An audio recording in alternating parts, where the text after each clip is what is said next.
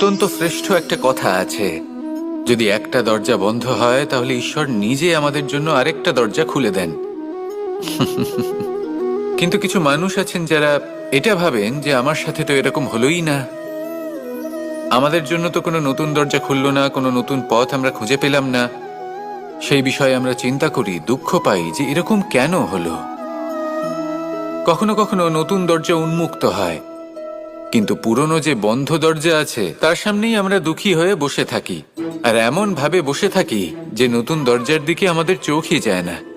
কখনো কখনো ঈশ্বর জেনে শুনেই আমাদের জন্য নতুন দরজা, নতুন পথ উন্মুক্ত করেন না, কারণ তিনি চান যে আমরা যেন পরিশ্রম করি, কর্ম করি, নিজেকে আরো বেশি শ্রেষ্ঠ করে তুলি, সক্ষম হই, আর নিজের পথ আমরা নিজেই খুঁজে নিই।